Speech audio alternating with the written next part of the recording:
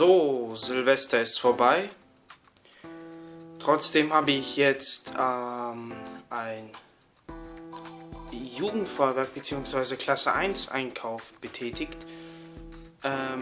Also bei Teddy war ich nämlich und habe für 13 Euro eingekauft. Nämlich, jetzt zeige ich euch mal, was ich gekauft habe. Einmal hier die Feuerwirbel von Weco. Kennt man ja. Außen Teddy. Gut. Ja. Also die sollen nicht so gut sein, aber trotzdem mal einmal mitgenommen. Danach habe ich mir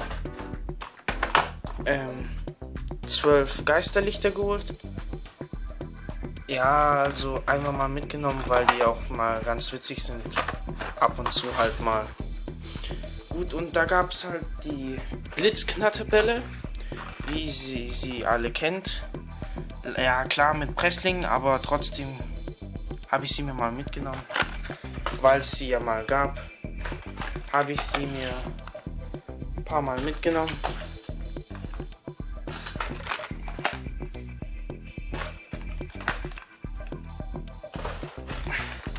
So, 1, 2, 3, 4, 5, 6,